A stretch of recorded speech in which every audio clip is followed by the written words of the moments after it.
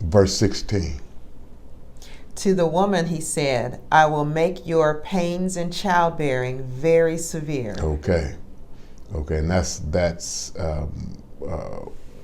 one thing. And let me deal from the King James, because just for the order's sake.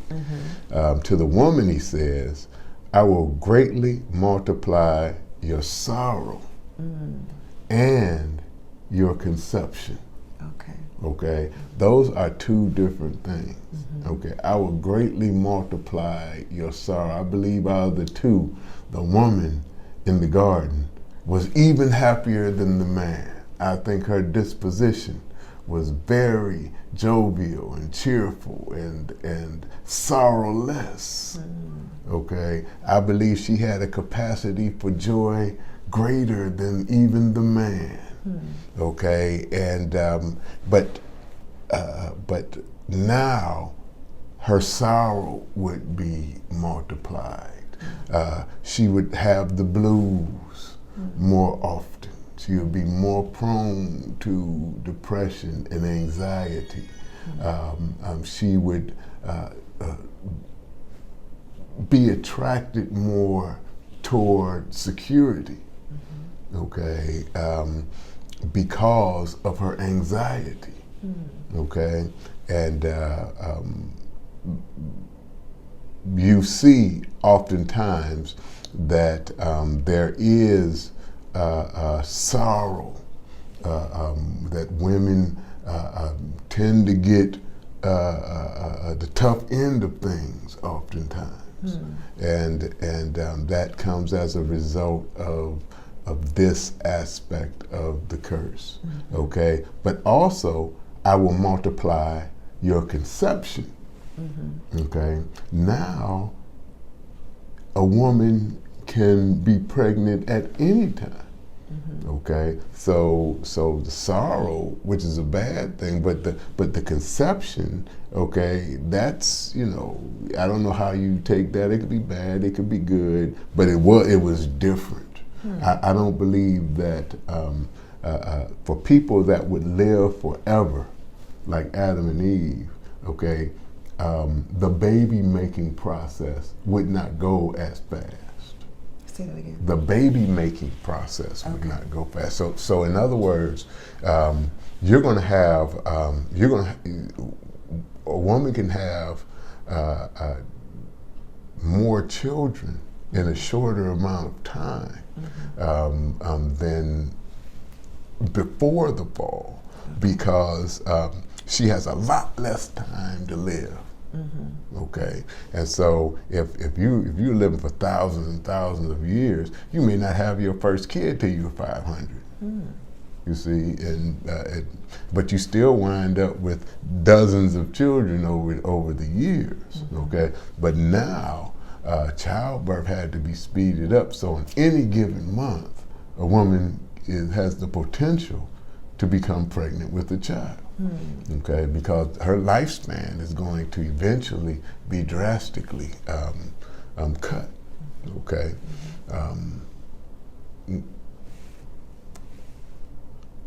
Okay, continue, please. I will make your pains in childbearing very severe, and painful labor you will give birth to children. Your desire will be for your husband, and he will rule over you. Okay, yeah, and this is saying your desire, okay, will be for your husband's position.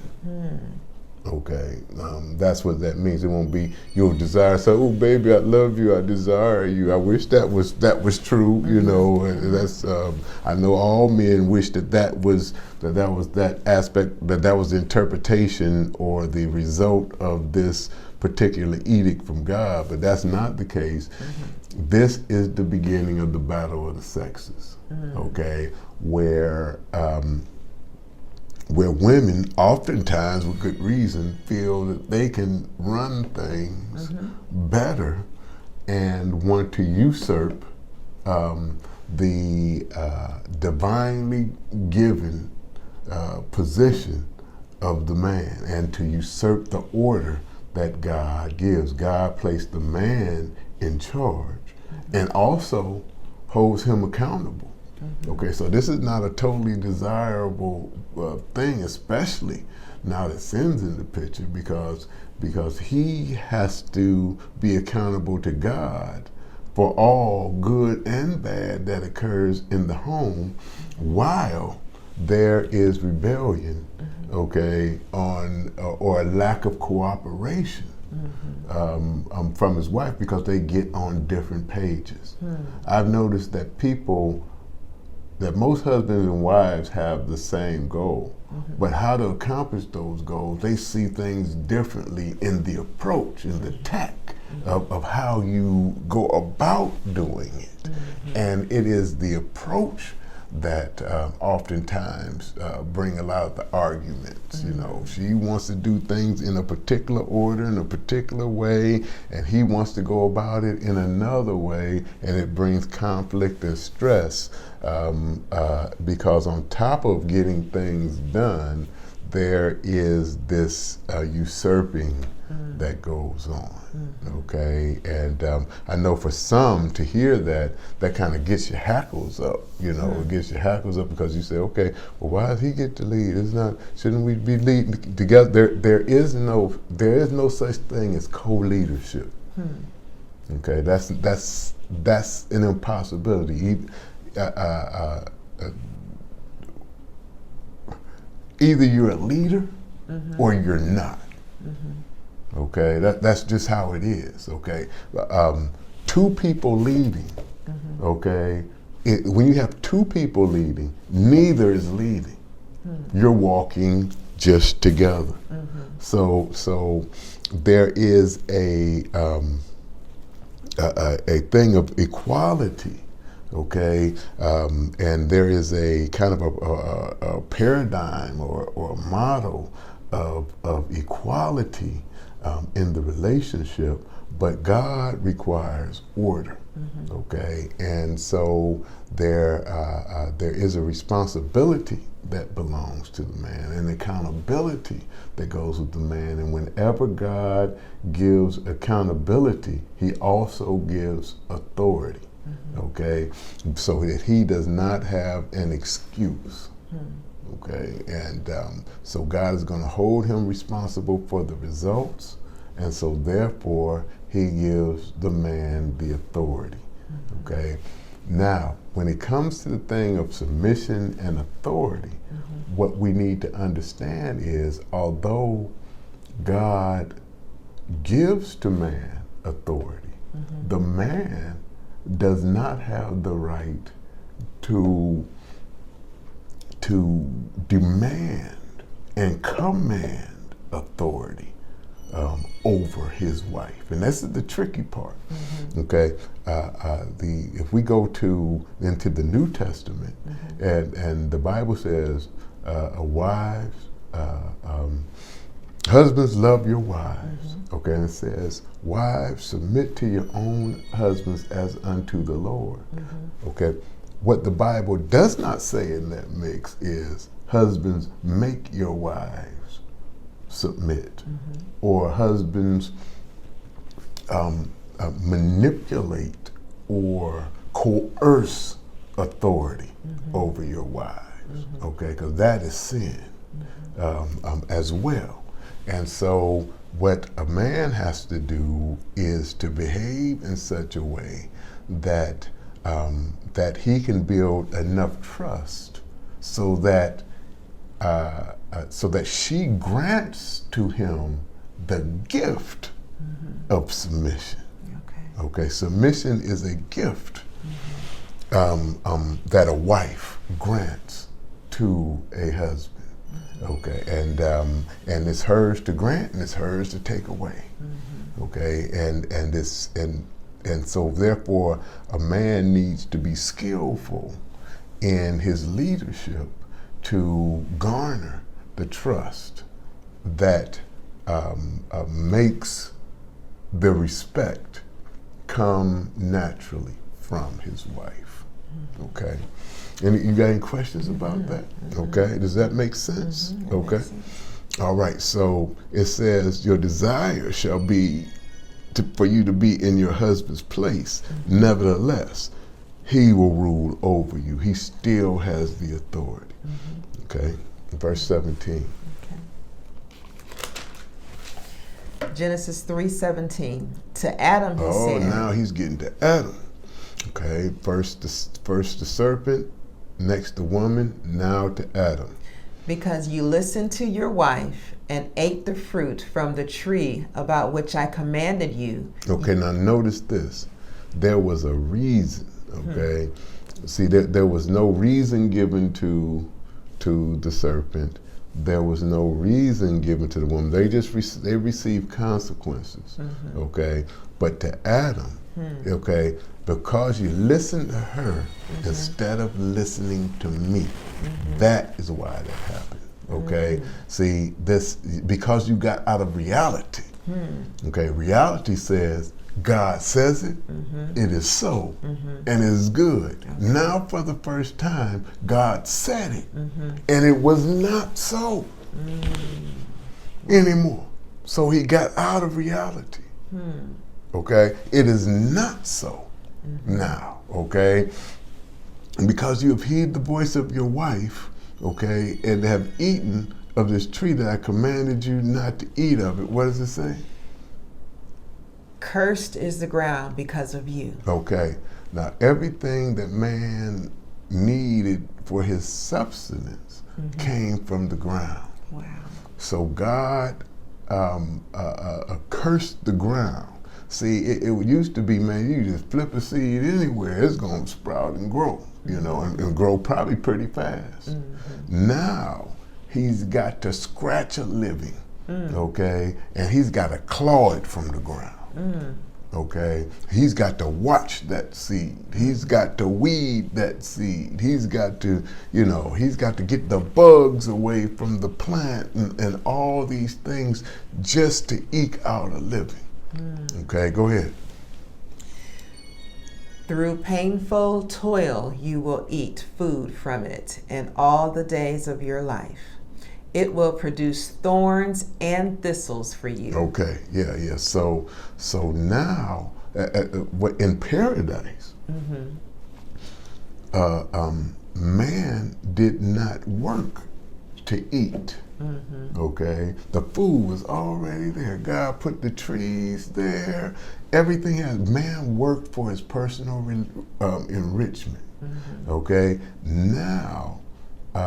Just to get a bite, he had to wrestle it out of the ground, okay? And it says in toil, he has to wrestle it out of this world, okay? Profit is difficult in this world. You have to wrestle it from this. See, we think that you hear things of social commentary all the time about wealth. And who has the wealth and wealth distribution and all these things.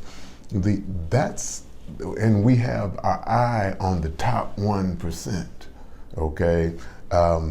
That's not where we need to look, because that's not where things start. Things start in the fact that you got a world that has been deparadised, okay?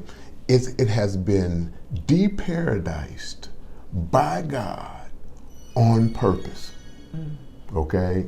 And there's nothing that any social philosopher can come up with to create a utopia that re-imparadises the existence of man, okay?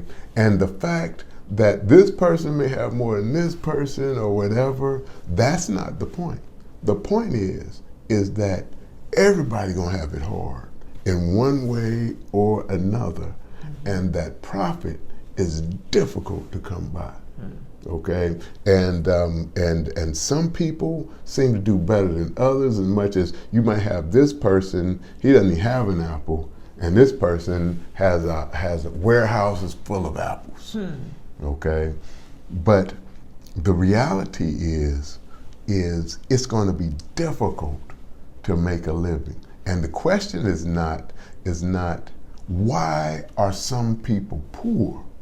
Okay? The question that should be asked is how does anybody make a profit? Okay, that's who we need to be listening to. Okay, how is it that you made a profit?